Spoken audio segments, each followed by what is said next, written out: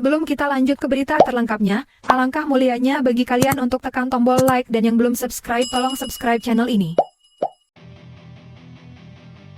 Rizky Ridho absen, 3 pemain ini OTW Paris perkuat timnas Indonesia U23. 5 pemain naturalisasi timnas Indonesia paling tenar saat ini. IG Rafael dan Nathan diserbu cewek-cewek ngumpul di sana. Termasuk Marcelino Ferdinand. Peluru-peluru cepat timnas Indonesia U23 untuk tembus pertahanan Guinea di laga play-off Olimpiade 2024.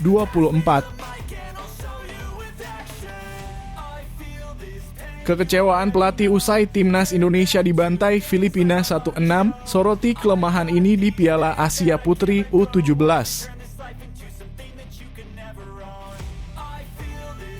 Shin Tae-yong keluhkan banyak hal setibanya timnas U23 Indonesia di Paris, cuaca hingga lapangan sangat berbeda dari Qatar.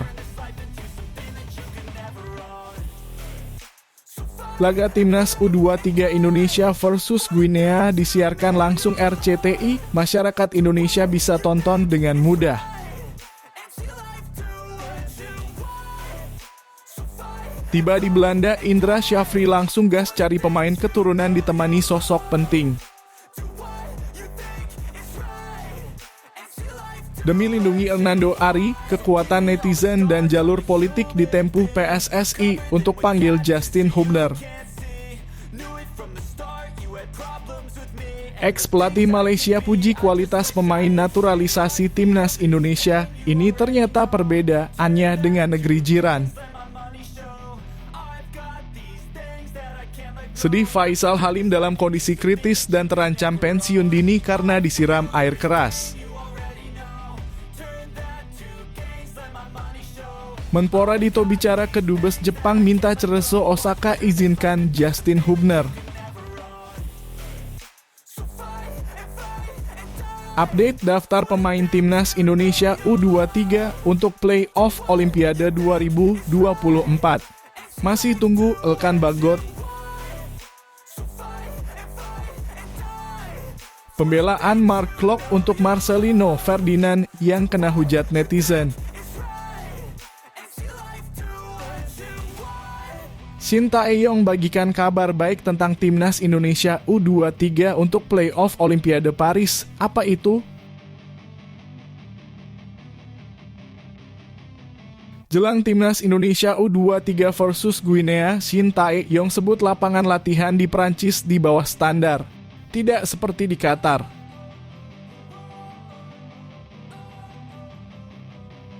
Dari suhu 35 derajat Celcius di Qatar ke 12 di Prancis, pemain timnas Indonesia U23 pakai jaket tebal karena kedinginan. Timnas Indonesia U23 harus membenahi lini pertahanan jelang duel melawan timnas Guinea U23 dalam laga playoff Olimpiade Paris 2024. Sebab sang kapten Rizky Ridho tak bisa tampil dalam duel yang digelar di Stade Pierre Pibarot, Paris, Prancis, Kamis 9 Mei 2024. Rizky Ridho menerima kartu merah dalam duel melawan Uzbekistan di semifinal Piala Asia U23. Itu membuatnya harus absen dalam 2 pertandingan. Satu laga sudah dilewati saat melawan Irak. Pemain Persija Jakarta ini juga harus melewatkan duel melawan Guinea. Para pemain timnas Indonesia U23 saat ini sudah berada di Paris jelang duel tersebut. Ada 3 pemain di posisi bertahan yang diharapkan OTW Paris. Dari 3 pemain tersebut, yang baru pasti menyusul adalah bek PSIS Semarang, Alfa Andra Dewangga. 2 pemain lainnya masih menunggu konfirmasi dari masing-masing klub. Kabar pemanggilan Dewangga ke timnas Indonesia U23 sudah dikonfirmasi oleh Instagram PSIS Semarang. Alfa Andra Dewangga bergabung bersama timnas Indonesia U23 untuk laga play-off menuju Olimpiade hadapi Guinea U23. 2 pemain yang berlaga di luar negeri coba di lobi PSSI. Mereka adalah Elkan Bagot dan Justin Hubner. Ketua BTN Sumarji mengatakan bahwa PSSI sudah bersurat kepada Ipswich Town namun masih belum mendapat balasan. Kami sudah melakukan pemanggilan terhadap Elkan Bagot dan tinggal menunggu respon dari klubnya Ipswich Town. Hal serupa terjadi pada Justin Hubner. Usai membela timnas Indonesia U23 di Piala Asia U23, Hubner kembali ke klubnya Cerezo Osaka. PSSI melobi Cerezo agar mau melepas Hubner. Menpora Dito Aryo Tejo juga turut membantu dengan melobi pemerintah Jepang. Saya minta pemerintah Jepang mendorong Cerezo Osaka agar kasih izin Hubner bisa membela timnas Indonesia di playoff. Saya minta pemerintah Jepang mendorong Cerezo Osaka agar kasih izin Hubner bisa membela timnas Indonesia di playoff. Popularitas menjadi hal yang wajar dimiliki oleh pesepak bola profesional di Indonesia, terutama mereka yang mampu tampil apik bersama timnas Indonesia. Popularitas itu yang sedang dirasakan para pemain naturalisasi timnas Indonesia. Nama mereka kini dikenal di seantero negeri. Dampak dari popularitas itu juga mengarah ke media sosial.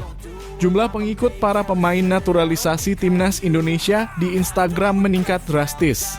Padahal banyak dari mereka yang sebelumnya hanya diikuti oleh beberapa ribu pengikut.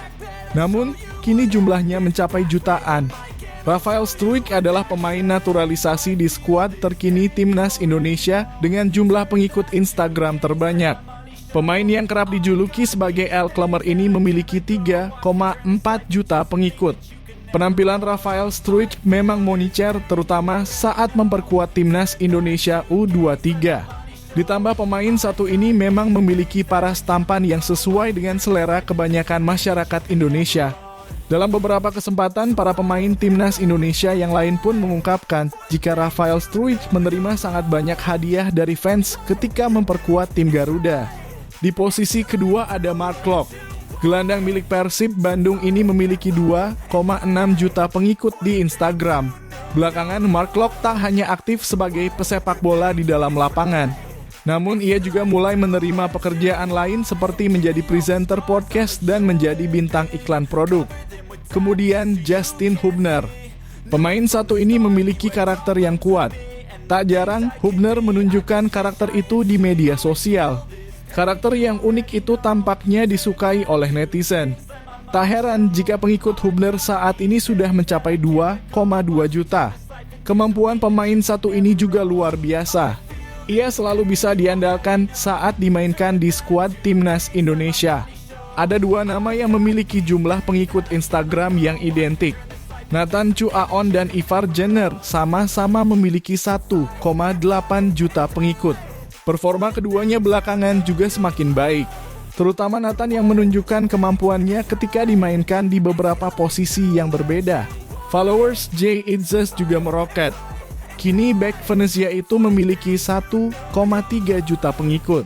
Pengikutnya berpotensi bertambah lagi pada bulan Juni saat timnas Indonesia berlaga di kualifikasi Piala Dunia 2026 di Jakarta.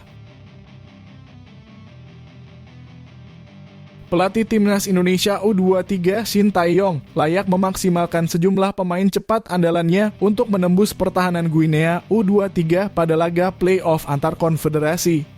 Para pemain bisa menjadi senjata andalan timnas Indonesia U23 saat berduel melawan Guinea U23 pada laga yang akan berlangsung di Centre National du Football de Clairefontaine, Paris, Prancis. Pertandingan ini sangat krusial bagi nasib skuad Garuda Muda. Pasalnya, ini menjadi kesempatan terakhir bagi timnas Indonesia U23 untuk bisa merebut satu tiket tersisa ke ajang Olimpiade 2024 Paris.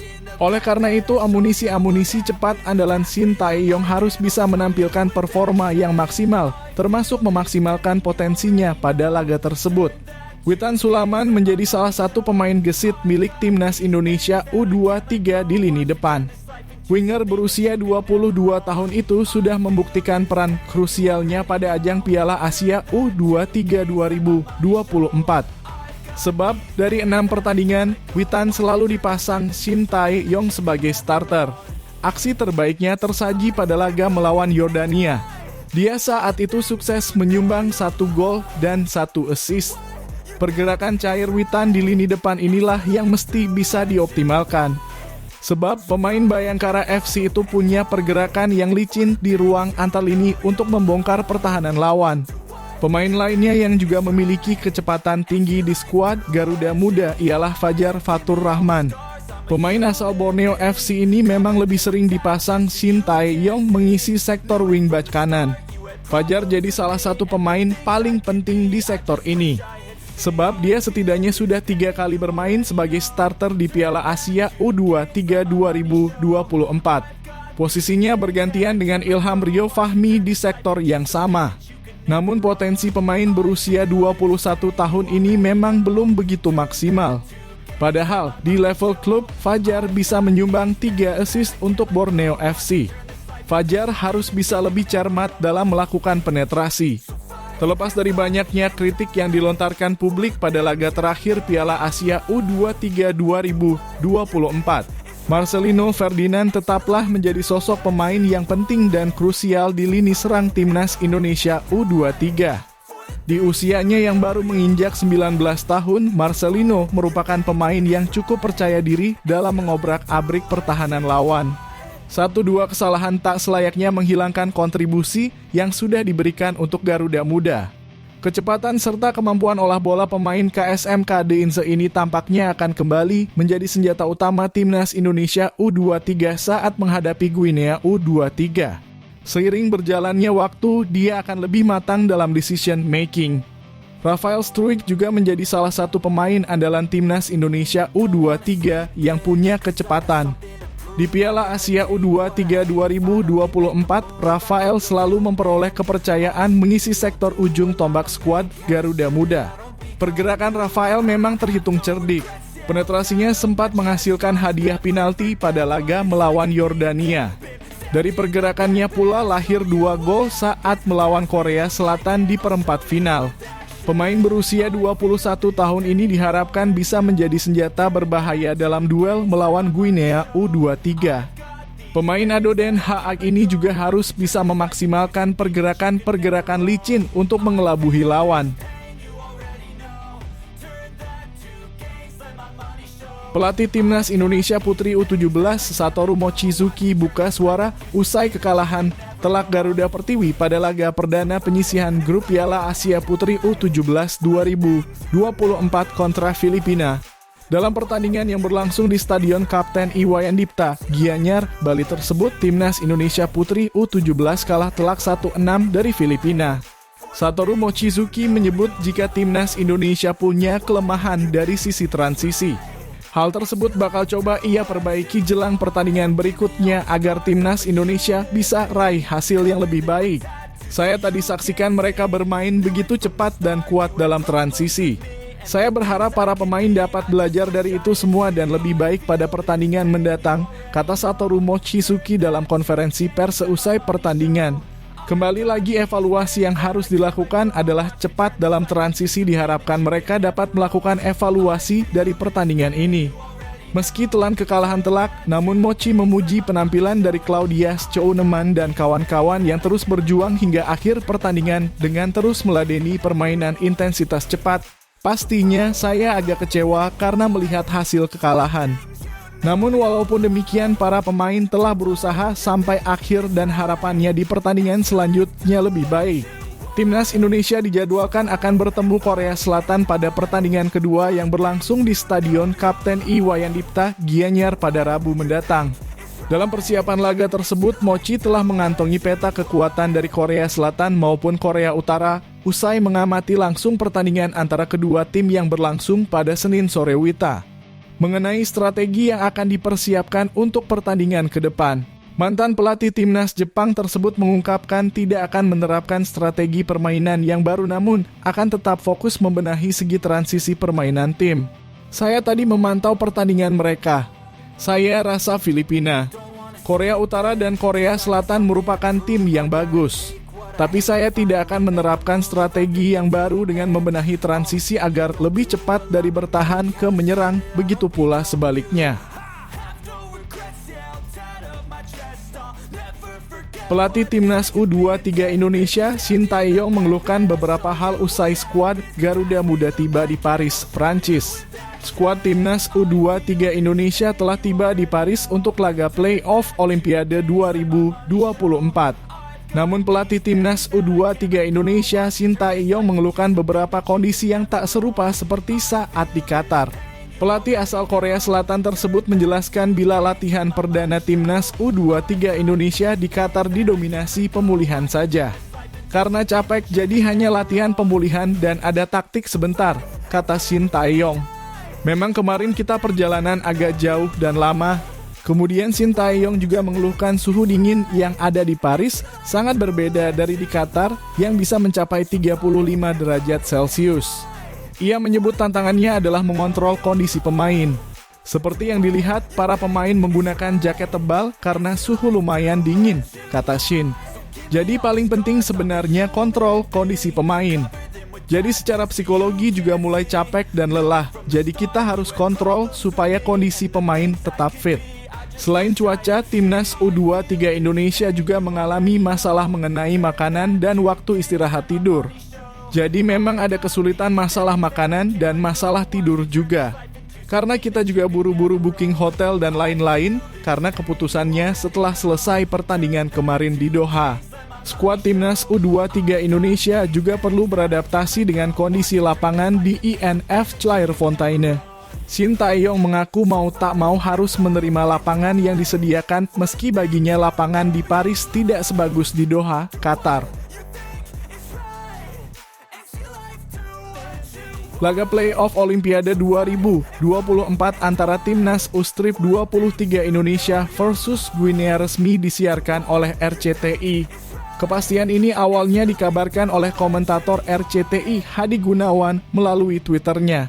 Tidak lama kemudian, Instagram resmi RCTI Sports merilis berita tersebut. Kesempatan terakhir Indonesia menuju Olimpiade Paris 2024 melawan Guinea. Saksikan Indonesia versus Guinea Kamis 9 Mei pukul 18.00 waktu Indonesia Barat live hanya di RCTI. Dengan adanya kabar ini, maka supporter Garuda tak perlu khawatir menyaksikan laga Timnas U23 Indonesia versus Guinea. Anggota Exco PSSI Arya Sinulinga mengatakan PSSI sudah berusaha agar laga Timnas U23 Indonesia versus Guinea bisa ditonton oleh masyarakat Indonesia. Sejak selesai melakukan pertandingan melawan Irak, diketahui laga melawan Guinea digelar secara tertutup.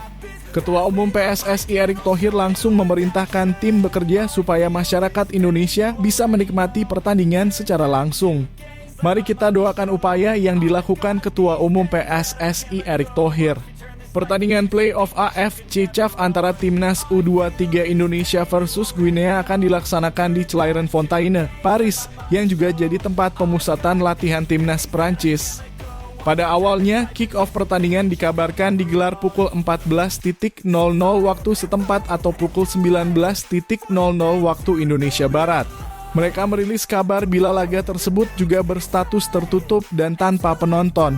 Waktu kick-off yang semula pukul 12.00 GMT mundur ke 13.00 GMT.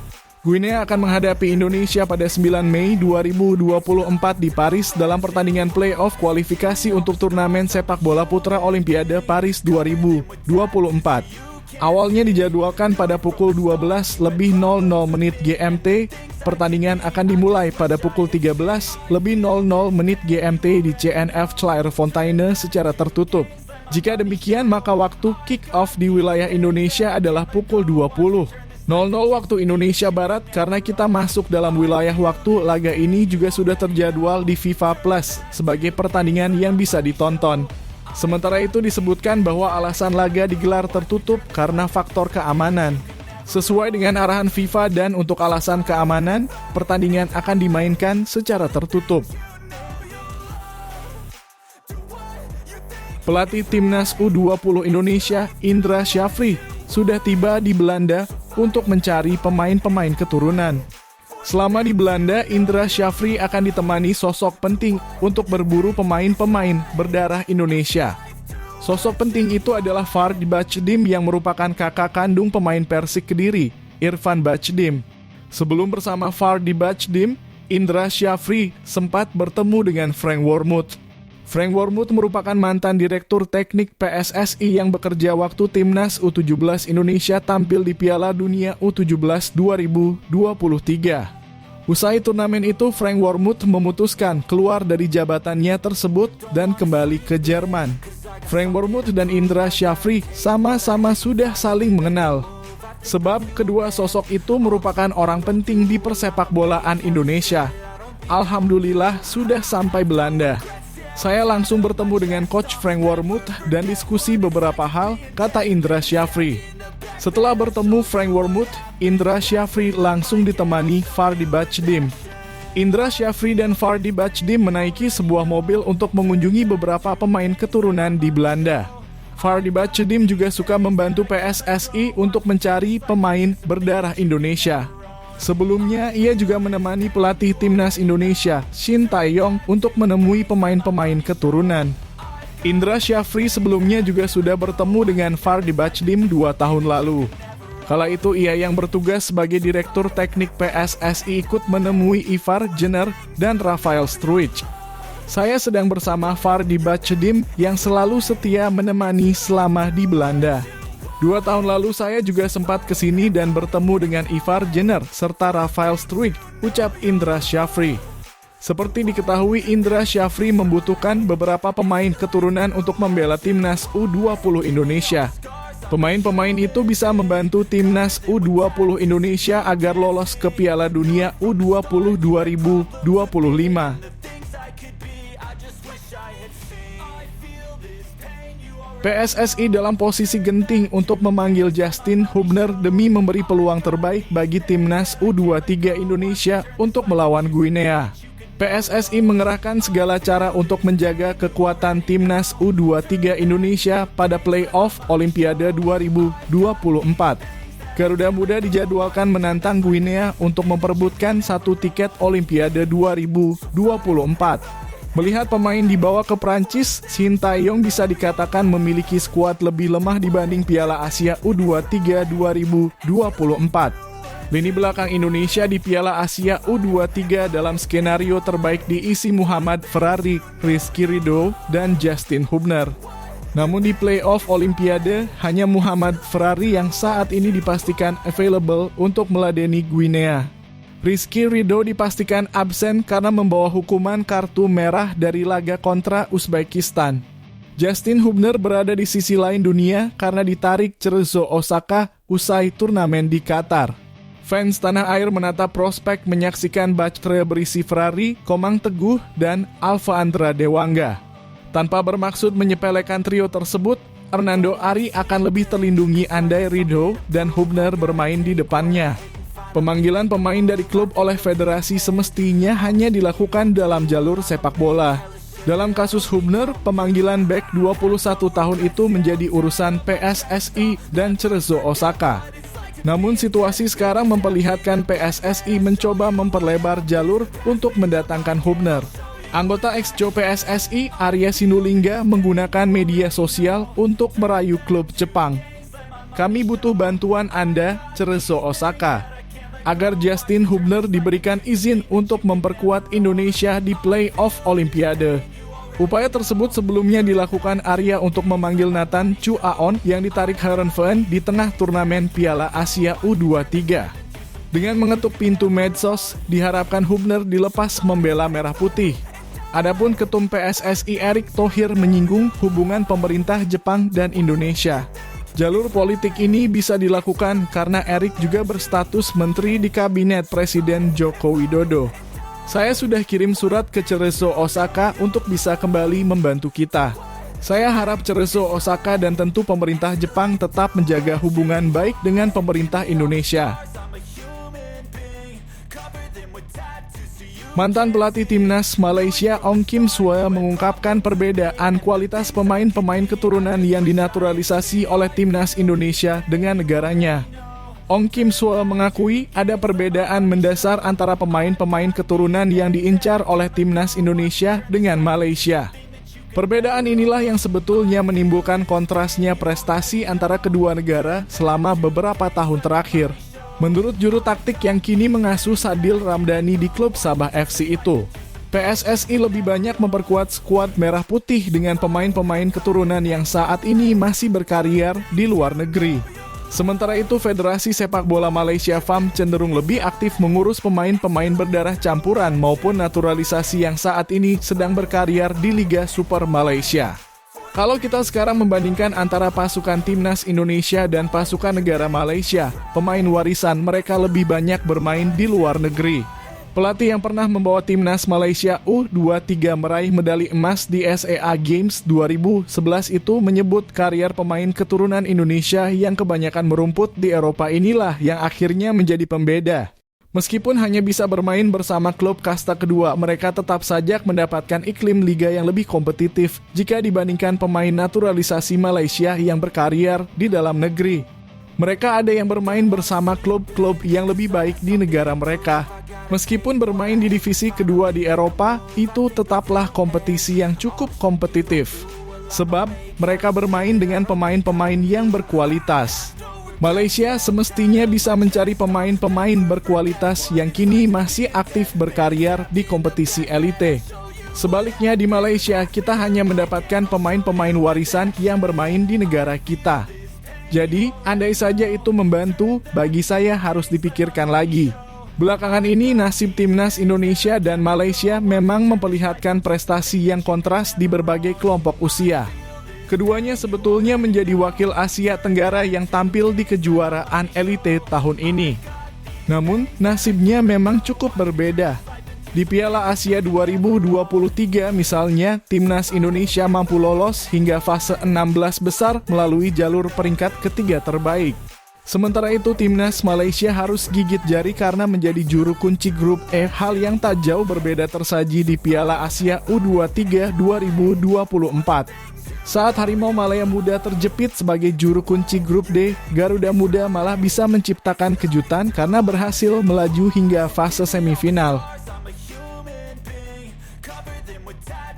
Media Malaysia Harian Metro mengabarkan bahwa keadaan Faisal Halim makin mengkhawatirkan setelah disiram air keras.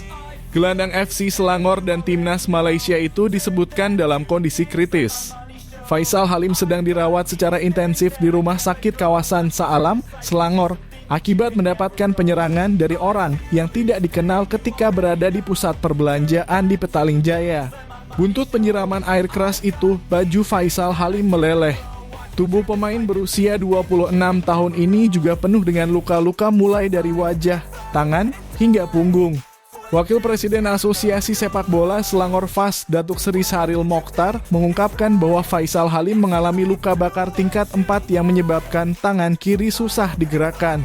Sebagaimana diinformasikan, memang Faisal Halim dalam kondisi kritis dan kini hanya saya dan istri yang boleh menjenguk. Jika diikuti sejak awal ketika dia dilarikan ke rumah sakit untuk menerima perawatan pertama, dokter melihat Faisal Halim kemungkinan mengalami luka bakar tingkat 2. Namun setelah dipindahkan dari Rumah Sakit Tamsen, Petaling Jaya, luka bakar Faisal Halim didiagnosis berada di level 4. Saya sedih melihat kondisinya sekarang. Sebab katanya kulitnya terasa seperti terbakar dan dia mengerang kesakitan. Sementara itu, Presiden Federasi Sepak Bola Malaysia FAM, Datuk Hamidin Mohd Amin, telah menjenguk Faisal Halim di rumah sakit dan mengungkapkan percakapannya dengan sang gelandang. Saya orang pertama yang bertemu Faisal Halim dan istrinya di UGD. Saya mengobrol dengannya. Dia bilang, apa salah saya, Datuk? Kenapa saya harus seperti ini? Dia menangis karena kesakitan saat itu, ungkap Datuk Hamidin Mohd Amin. Media Malaysia yang lain, Stadium Astro, melaporkan bahwa Faisal Halim terancam pensiun dini imbas dari luka bakar. Dia telah menjalani operasi pertama, namun harus melakukan beberapa tindakan bedah lainnya. Menteri Pemuda dan Olahraga Menpora Dito Aryo Tejo turun tangan agar Justin Hubner dapat tampil memperkuat timnas U23 Indonesia berlaga di laga play-off penentuan Olimpiade Paris 2024 melawan Guinea. Hal tersebut dilakukan Menpora Dito saat menerima audiensi Duta Besar Jepang untuk Indonesia Masaki Yasushi di kantor Kemenpora. Dalam pertemuan tersebut lebih memperkuat hubungan bilateral kedua negara yang telah terjalin selama ini, khususnya di bidang kepemudaan dan keolahragaan.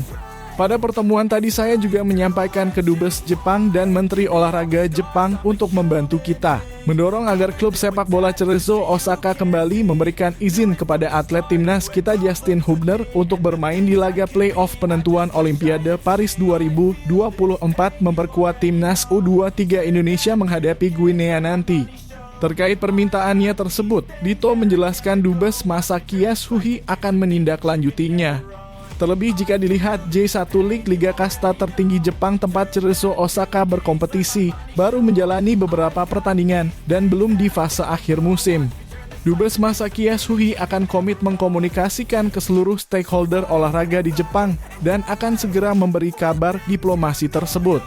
Seperti diketahui, Justin Hubner telah dikembalikan PSSI ke klub Cerezo Osaka setelah menyelesaikan putaran final Piala Asia U23. Dia besar kemungkinan akan absen di laga playoff Olimpiade Paris 2024 memperkuat timnas Indonesia U23 menghadapi Guinea. Sebelumnya, Cerezo Osaka hanya memberikan izin pemain yang dipinjamkan dari Wolverhampton Wanderers itu untuk mengikuti turnamen saja. Manajer timnas U23 Indonesia Sumarji mengkonfirmasi absennya Justin Hubner saat Garuda Muda menghadapi Guinea di Clairefontaine, Prancis pada 9 Mei mendatang. Semua pemain timnas U23 akan terbang dari Qatar ke Paris pada 4 Mei kecuali Justin Hubner.